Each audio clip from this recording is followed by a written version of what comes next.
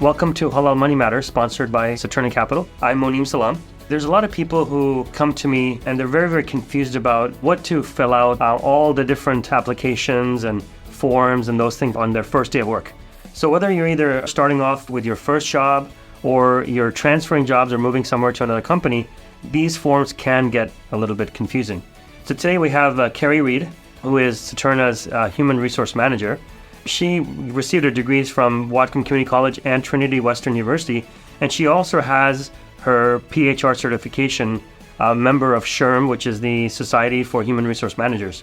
So I'm really excited about having her on the podcast, talking about how to fill out and what to fill out in the forms that you're going to get on your first day on the job.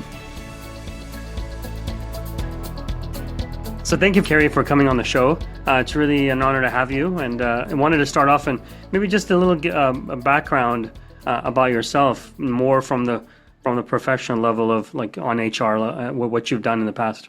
Sure. It's nice to be here. Thank you for the invitation. I've been the Human Resources Manager at Saturna for 2.5 years now, but prior to that, I've been in human resources for about 20 years.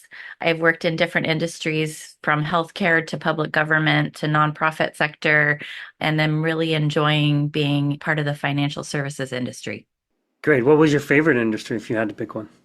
Well, I'm going to go ahead and say financial services because that's what I'm doing now. and I enjoy it. It's a constant learning environment. That's good. As a person who comes brand new into the workforce, the first day on the job can be very, very overwhelming. And not only are you getting into a new environment and you're not familiar with it, but you're also, as I remember from my kids, you're inundated with information that you have no idea what you're filling out. And so maybe we can just kind of start there and just break down exactly what is it that they're filling out. And then from there, talk about what's maybe some helpful hints or tools we can use to be able to do it.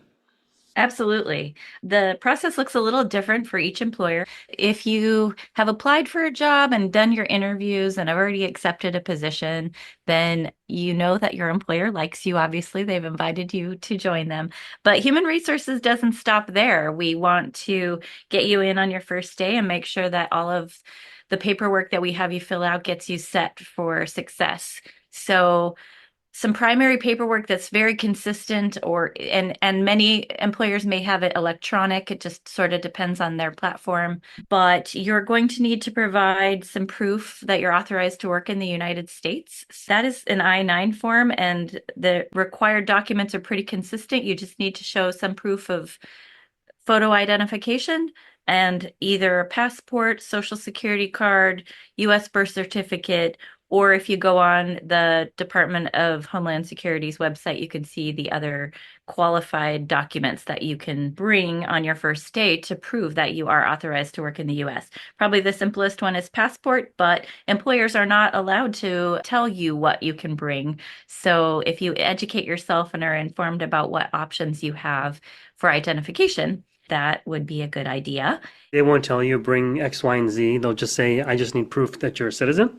They may tell you a specific document, but according to ICE or Department of Homeland Security, employers are not permitted to dictate which documents an employee brings outside of the list of acceptable documents. So you may bring a voter registration card or any kind of odd off-the-wall thing if you don't have a passport. So I would say educate yourself on what those documents are just by going on the I-9 website and looking. You can simply Google I-9 documents and it will bring up a list of what acceptable documents you can bring. The other thing you'll probably be asked to set up is a direct deposit form. So you'll want to bring your banking information. You need your routing number and account number. And many employers will ask for some type of proof that your name is attached to that account. So you can either bring an avoided check or a direct deposit authorization form, or many times we just accept a screenshot from your banking institution with your name, routing number, and account number on it. Younger people might not even have a bank account. right? Mm. So then what happens? Are they going to give you in the form of a check, or you actually do have to go to your parents and say, hey, can you please help me set up an account? Some employers may require for example, Saturna is a mandatory direct deposit business. So some employers may require that you have a bank account set up. There are alternatives. You can open up what I believe is like a Visa account for those types of things. But I think having a savings account, or even if you want to go through a credit union, you don't need to go through a traditional bank. To have some sort of setup makes life a lot easier, I think, for paying bills and doing some of the things we need to do. So having a bank account or a credit union account open is not a bad suggestion. I think I took a class in high school where they actually physically showed me how to write a check. I don't know that they do that Right. anymore. Uh, Everybody has debit cards now, but yes, I remember doing that as well and learning how to balance your checkbook and write a check. And then the other thing that you'll need to fill out is your federal income tax withholdings, which is a W-4 form. Again, that may either be electronic or on paper. I will say that human resources professionals and usually payroll people are not licensed tax professionals. So we're not really permitted to give you advice on how to fill out that form. There is an IRS tax withholdings estimator online that you can fill that out if you have a complex situation. For example, you and your spouse are both married, but right now we're addressing sort of the entry level younger individual who may not have any complications at all. And in that case, it should be fairly easy for you to fill out your W-4. You just put your name and sign at the bottom, and you don't have any deductions. but there is, I think, a form part on it that says that can somebody claim you as a dependent. Yes, there is. So typically, your parents may still claim you as a dependent if you're attending university or you've just been working part-time. I would suggest to individuals that if you're no longer living under your parents' roof and you now have a full-time job, that that's your time to claim yourself as your dependent and get off of someone else's tax return. Is there a better one way or another, or is it just a preference? It's really individual, but it's to your advantage as a young person to start learning how to file your taxes and not have someone claim you as a dependent while you're young and things are simple. The older you get and the more, once you buy a house or you get married, things become more complicated for filing your taxes. My son, who had his first job, he came home and was like, "My God, I can't believe how much was taken out for taxes."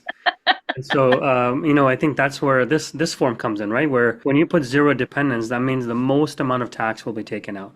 That is And, correct. but the one thing to keep in mind also is that it's almost like a forced saving sometimes because it might be very possible that at the end of the year, when you file your taxes, you might get some money back from the IRS. Absolutely. My son, who is 20, just filed his taxes and got back $700. So he was quite pleased that money's going to go Awesome. towards tuition. That's great. Yes. That's great. Generally speaking, more dependents you have, The less federal income tax they will withhold. And you may end up owing at the end of the year. So I really suggest doing the tax estimator worksheet if you have a more complex situations. I mean, ideally, I think you would like to have it break even so that you're not putting in too much money and not withholding not enough money because there can be penalties that go along with not having the proper amount of federal income tax withheld. can you opt for not taking any withholding? You can. There is an exempt status that you can claim, but that's typically reserved for people who are full-time students. The criteria is pretty narrow, so I would look that up before claiming exempt. Okay. And then the other part of it is some states obviously have state income tax. Correct. Now, is that something where that will also be a form, or is that all totally up to you to figure out what's happening? Your employer should provide you with a state income tax form if you are in a state that has state income tax. We're fortunate enough in Washington not to have state income tax, but there are many other states that do. So you should get a state income tax withholding form from your employer as well. Okay. If not, and you know that there is state tax, please ask. Yeah, that's true. So digging a little bit deeper into these kind of withholdings, I know there's a lot of times when you look at your pay stub or it comes in the mail, there's multiple different categories that are there. You have one of them, which is the FICA, right? What does that stand for? Stands for Federal Insurance Contributions Act, and it is deducted from each paycheck. Okay. And then you have basically like a Medicare and Medicaid. But I don't have any Medicare. So as a youngster, you're not on it, so why would you be taxed on it? You're paying into a benefit that you will use eventually. So everyone, once they turn 65, should register for Medicare, whether they intend to use it or not. It's sort of a type of federal insurance that you're paying into so that when you turn 65, you can get Medicare, which is subsidized healthcare benefits. And most healthcare organizations have some sort of Medicare contract, so they do accept Medicare. And that is the US government's form of public health care for those who are no longer in the workforce and don't have access to employer provided health benefits. So similarly would be Social Security. That's another withholding that happens, right? Correct. And that is a form of retirement income. We pay into it now, and then with the hopes that when you turn 65 or 7 or 62, dependent upon, where you are in that progression, then those funds are available to you to use towards your retirement. And now we know exactly a little bit more about the paycheck itself. And there might be other things that you're asked to sign up for. And I think a couple of ones that I think the most people have a confusion on, especially when they're first starting off. The first one would be healthcare, right? So you're going to be asked to be able to not only pick a healthcare, but you're given a huge amount of documentation, and the tendency for a lot of people is to say, hey, I'm healthy, I don't need health insurance, and so maybe they might not get it. So do you have any kind of advice on how to navigate through the different health plans? Absolutely. I can say that in my experience, a lot of times younger people choose to stay on their parents' insurance. I don't think it's a bad idea. I think it It's a bad idea for the parents because they're paying for it. Yeah. Parents may want to keep their children on there as long as possible. So you can stay on your parents' health insurance until you're age 26. And then on that 26th birthday, you get dropped off. So I would say if you're offered a very generous health insurance package, you may want to look at that because it may be better than what you have with your folks. It's really a good topic for conversation for you to have with your parents. They might have some advice for you, but I would say if you're given a couple of options, between different plans to choose from. You really want to look at your own personal health. And then you want to look at what the plan is going to cover. So if you know that you're someone who likes to go to the chiropractor a lot, you'll want to make sure that the plan you select has chiropractic visits covered. So just to back up a little bit, so you can be on your parents, but can your parents be on yours? No. Unfortunately, no, because your parents aren't considered your dependents. There may be situations in which you are taking care of an elder and that may qualify them, but that's very rare. So, no, you may choose to stay on your parents' insurance. You may choose to enroll in your own insurance. You may even choose to have both.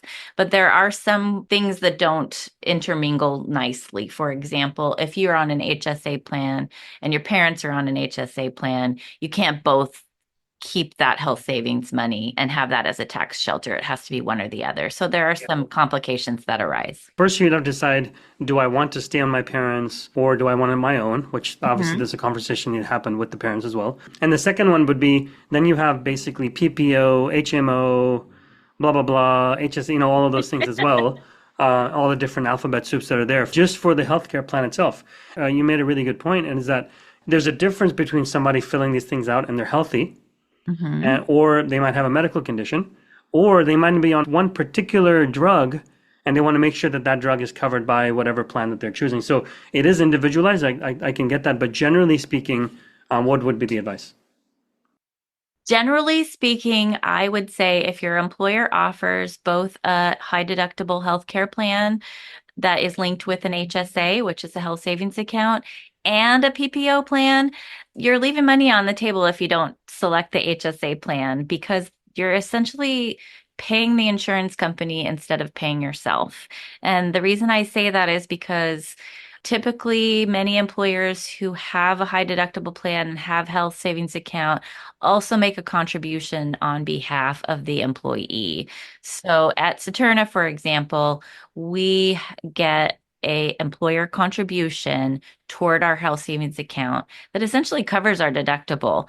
And then we're allowed to also put in our own money pre-tax towards the health savings account. So it's a tax shelter. You can put your money in, not get federal income tax taken out for that money that you put in. And then that money in your health savings account grows tax free, and you can use it for any medical expenses at any time and still never pay any taxes on it or any penalties for using it for any covered medical expenses. Basically, what that means is if you're making 100,000 and you put in 3,500, you're basically end up paying income tax on 96,500. So you're basically getting deducted, which is a great benefit.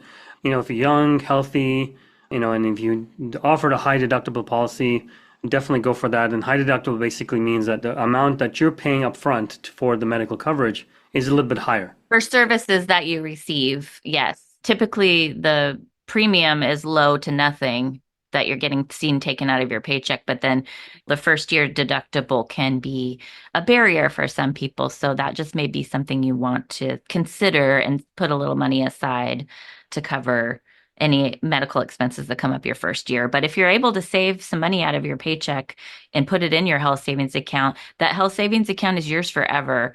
It follows you wherever you go. It's totally portable. So once you put that money in there, it's protected until you use it. What is the major difference between a PPO and an HMO? It depends on the plan. I will say there are a lot of nuances to it, but the major difference is just the deductible. So with a PPO plan, typically your deductible is lower and you have what's called a copay. So rather than paying a percentage, you would pay a flat $20 fee every time you go to a doctor's visit, for example, or you would pay a flat fee to get a prescription filled, because either you or your employer is paying more for that insurance coverage up front. And so some of those things are covered right off the bat. Yeah, I think that's really important to keep in mind is that the less your deductible is, meaning that when you go into the doctor's office, the less you pay, that means the more you pay on a monthly basis. Correct. Sometimes the employer will not only have like an HMO or a PPO, but they might have different subcategories within them as well. And it's like, well, if you pay this much, then you'll pay this much. If you do this much copay, then you'll have this much in premium. It can get overwhelming. I remember just about 2-3 years ago, I tried to do this for my wife, and it was like, wow, this is, it's a whole matrix of like 25 different numbers that I was looking at, and it is complicated to work on. It can be a little intimidating, but I would ask that people not get too intimidated by the complexity of it, because once you're enrolled, it's really not that complicated once you're participating in it. But I think that is one of the barriers that people experience, is they think, I don't want to have to deal with all of this reimbursements and whatnot. So they may choose this more expensive plan, but it's not necessarily the better plan. But financially speaking, again, the better thing is that on a monthly basis, pay less. Probably on the plans that's the least where you will have to pay are the high deductible ones. And then for that one, you can pay yourself also, which is you put it into an HSA. Correct. And those are supplemental, because if you did, God forbid, have some kind of catastrophe happen, you have some savings left in your HSA to be able to take out and use it for that medical expenditure that you had. Yes, depending on how many plans you have, you always have an out-of-pocket maximum that's listed. So you would never have to pay more than that amount out of your own pocket if you have this healthcare coverage. So we're talking usually for individuals, it's around $4,000, and for families, it's around $8,000. It really depends on the plan again and where you are in the nation. So we move to the next one, which is a very, very popular one that everybody, mostly all employers offer, which is a retirement plan. What's your advice there? My advice there is, if your employer matches at all, you should put in your 401k contributions to get your employer match at minimum. I've worked for employers who match as little as 0.25% for every percent you put in, up to 3, which I think ends up getting you about 0.5%, all the way up to very generous matches. But at minimum, I would say you should contribute the amount that you need to contribute to get the employer match, because that's free money. That's as free as money ever gets. That money that your employer puts into your 401k for you, it starts earning. And then many times there's a vesting period where you would need to stay at your employer for X amount of years to take all of that money with you. But all the money you contribute to your 401k is always yours. Yeah, so let's talk about the vesting, because that's an important point you mentioned. So maybe let's say something that vests over 4 years. It would be basically saying that 25% of that becomes yours every single year. And then by the fourth year, all of that money the employer put in there is your money to be able to keep.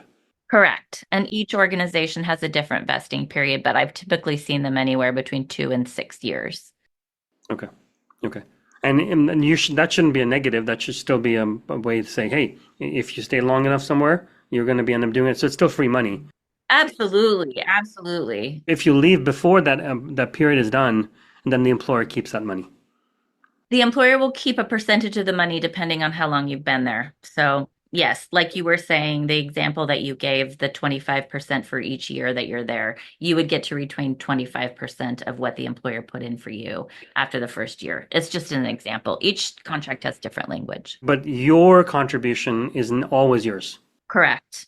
The money you put in, you withhold from your taxes and put into your 401k account is always yours. And then the other part of it, and we're not talking about this from a financial advice perspective. It's more a matter of just encouraging people to do it. But one thing to keep in mind is that obviously you want to make sure your money's halal. Having a brokerage option in your 401k is always good, so you can purchase a halal option in your 401k. If you don't have one, can you go to your employer and ask them about, hey, what are my choices to make it halal? I would encourage you to, yes. Okay. There's nothing negative by asking your employer, I guess. No, absolutely not. I mean, you may need to be educating them a bit about what that is and what all is entailed, but from a inclusivity and participant standpoint, employers will want to know that information, or what are the barriers are keeping people from investing in their 401k. Great. Okay. So now we talked about the withholdings that happen. We talked about health insurance. Now we talked about the retirement aspect of it. I think the only one that I could think of was life insurance, right? There sometimes life insurance is involved as well. Yes, many employers will have their own custom life insurance, offer you a 1 year annual salary. If something were to happen to you, you name a beneficiary and it's just part of your employment package. That typically doesn't cost the employee anything, and it's just an employer benefit. And then there can be other options such as supplemental coverage that your employer offers you to purchase in addition to the other benefits that they provide. And it could be life insurance and life insurance on yourself, your spouse, and your children. Typically, when you're a new hire, organizations that have a supplemental benefit, there's a thing called a guaranteed issue when you're a brand new employee, meaning they will not ask you any healthcare questions or make you fill out any forms. You are just guaranteed life insurance amount up to a certain amount. For example, the company that I worked with most recently was $150,000. So you could get up to $150,000 in life insurance without any questions asked about your health situation or any lifestyle questions or anything like that. So it's really non-invasive, and the premium tends to be pretty low. So I would suggest that if people are offered supplemental life insurance when they start a new job, take advantage of it then, because if you wait, you may not be qualified for it. Definitely from an Islamic perspective, term is good. On the life and variable, those things wouldn't be halal. So I wanted to highlight this. There is a difference in the Muslim community about whether life insurance is allowed or not in the first place. When the employer offers you the plan, is it something you can choose out of, or do you have to participate? No, it's completely optional. It's called a supplemental policy, meaning even if you did sign up for it, you could cancel it in the middle of the year. It's not one of those required protected types of coverage that falls under the ACA. So no, there is no penalty for waiving that benefit, and hopefully it will come around annually. Usually those types of insurance and health insurance, each employer will have an open enrollment period where you can make changes. So if you do make a bad choice and you feel like you're locked in, it's not forever. It's just until the next open enrollment. For a brand new employee or a very, very young employer, am I missing anything that we should highlight that's important?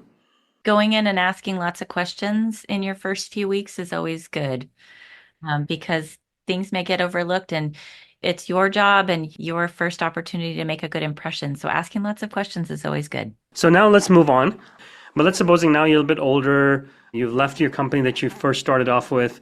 So you're familiar with, all the paperwork, but it's been a few years and you come back and say, oh my God, I can't believe I have to fill all this out again. And a lot of it will be the same. But what should be some things that a person who's in their second or third job or in the middle years of their life should be thinking about when they're filling out these forms that they probably didn't think about when they were younger. And I'll start. One thing we talked about earlier was if you're above the age of 26, you can no longer be on your parents' health insurance. And so that is something you have to consider thinking about what is it you're going to be doing whenever you get that new job. That's right. For the people who are in the middle of their career or they've already had some career experience, I would say this starts before you actually start your new job, but my recommendation is always negotiate your paid time off before you accept a new position. I think it's something that people don't do enough of, and they're worried about the compensation and the benefits, and they're not thinking about the paid time off. And many times they'll start and not realize that they didn't negotiate any time off their first year. So I would encourage everyone to do that. And I know some people might be shy because they may be like, wait a minute, I haven't even started my job and I'm already talking about vacation days. There are things that are going to come up in a person's life, and I would say negotiate at least a week of vacation. And many times states have a minimum sick leave requirement, but I would say negotiate for at least a week of sick time. What else should we be thinking about? I would say once you're in the door and you're filling out your paperwork, you're going to be coming from most likely having previous insurance.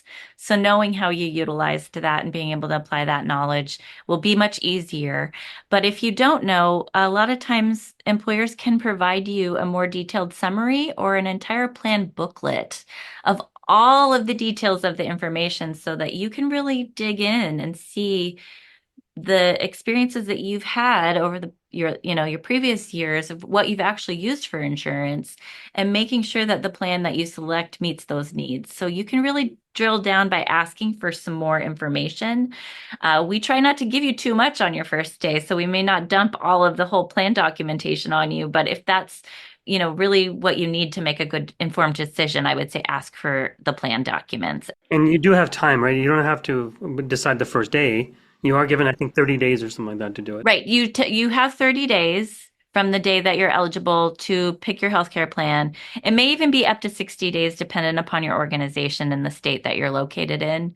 But you do have time to select a plan. And many times if you are late in selecting it, it's still retroactive from the date that you're covered. So it would go dated back to the first of the month from your coverage date. And then one thing they also keep in mind is now that you're in a different stage of your life, be thinking about obviously, you're married or you have children, but at the same time, it might be a different circumstance where your parents are living with you or are dependent upon you. So now you could claim them as your dependents on health insurance, correct? On health insurance, it would have to be a very specific situation where they didn't qualify for other types of support, but it is possible. So if they became your legal dependent in some way, but typically it's your domestic partner, your spouse, and any children under the age of 26 that would be eligible for coverage. And then the other one that I wanted to mention was the retirement balance. Obviously, you have the option of being able to roll that over. Generally, my advice is you don't roll over into a 401k because you're going from limited options to limited options. You do what's called a rollover IRA. So you open up that separate from your employer. You have one place where you're storing all of your previous employers' money that you have. But also now it's something people don't do, but I kind of recommend is that maybe even negotiate what type of funds are available or options are available within your 401k. Because if there's no halal option available, and the more people try to negotiate and say, I want a halal option or something, maybe the employer will begin to think about, hey, how do I change the plan to cater to my Muslim employees? Absolutely. And each employer should have some type of 401k committee where you can make suggestions. They may not be changed overnight. They may need to, typically those things are a little bit slower, but absolutely make that suggestion and make that request.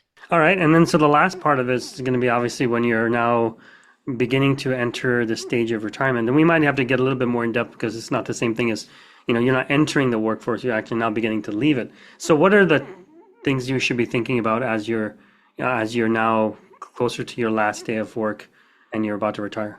There's a lot of things to consider, but I would say one of the first things is to make sure that you enrolled in Medicare when you turned 65 to keep that as an open option for you. Obviously, most financial advisors would tell you to put your money in less risky forms of investments because you're nearing the age of actually starting to collect on some of those. So the pensions are another portion, right? Sometimes what happens is that if you're only picking it for yourself, pension or annuity, then you might get a higher payout. If you do it for you and your spouse and it's a lifetime thing, you might get a lower payout. The idea being basically that that the longer they have to pay, the less money you're going to get every single month. And then sometimes the option would be to basically say, I don't want the pension, but do a cash out, and they basically take that money and you put it into a rollover. Now, from an Islamic perspective, the best option is going to be put in the rollover, because again, you'll be able to control the money that you have, and you'll be able to control the withdrawals. It might be that you get a consultancy job or something in retirement, and you don't need as much money as that pension might be giving you. And so you might be able to control the amount of distributions that you have and or save for the longer later on in your retirement. So they're definitely looking at the IRA rollover is probably a good idea to do that. So we talked about the Social Security. We talked about Medicare. Can you get medical insurance from your employer when you retire? Typically, they can't keep you on their insurance plan, but you are offered what's called COBRA coverage. So you can pay out of your own pocket for the same coverage for a period of time. They lengthened it during COVID, but right now I believe it's only 18 months from the time that you retire until they'll continue your coverage for you. And it's essentially the same plan. You're staying on the same plan. It can be very expensive, yes. You're taking on what your employer used to pay for you, and you're taking on 100% of the premium.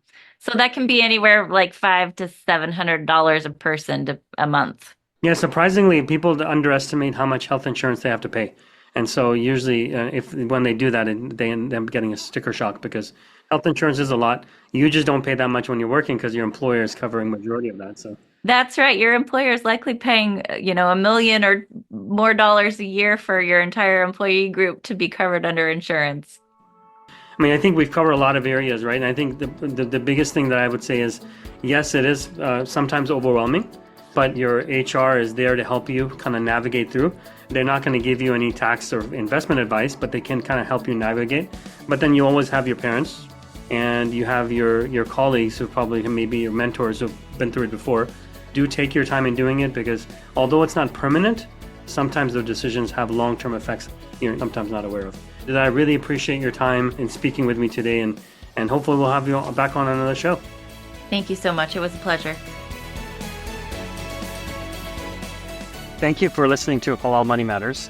If you like what you hear, please do rate us on the app stores and also leave us a review. It helps other people find us a lot easier. The thoughts and opinions expressed on Halal Money Matters do not necessarily reflect the views of Saturna Capital, Amana Mutual Funds, or their affiliates. Please consider an investment's objectives, risks, charges, and expenses carefully before investing. To obtain this and other important information about the Amana Funds in a current prospectus or summary prospectus, please visit amanafunds.com or call toll-free 1-800-728-8762. Please read the prospectus or summary prospectus carefully before investing. The Amana Funds are distributed by Saturna Brokerage Services, member FINRA and SIPC, and a wholly owned subsidiary of Saturna Capital, the investment advisor to the Amana Funds. Investing involves risk, including the risk that you could lose money. The Amana Funds restrict investments to those companies consistent with Islamic and sustainable principles, which limits opportunities and may affect performance. This material is for general information only and is not a research report or commentary on any investment products offered by Saturna Capital. This material should not be construed as an offer to sell or the solicitation of an offer to buy any security in any jurisdiction where such an offer or solicitation would be illegal. We do not provide tax, accounting, or legal advice to our clients, and all investors are advised to consult with their tax, accounting, or legal advisors regarding any potential investment. Investors should not assume that investments in the securities and/or sectors described were or will be profitable. This podcast is prepared based on information Saturna Capital deems reliable. However, Saturna Capital does not warrant the accuracy or completeness of the information. Investors should consult with a financial advisor prior to making an investment decision. The views and information discussed in this commentary are at a specific point in time, are subject to change, and may not reflect the views of the firm as a whole. All material presented in this publication, unless specifically indicated otherwise, is under copyright to Saturna. No part of this publication may be altered in any way, copied, or distributed without the prior express written permission of Saturna Capital.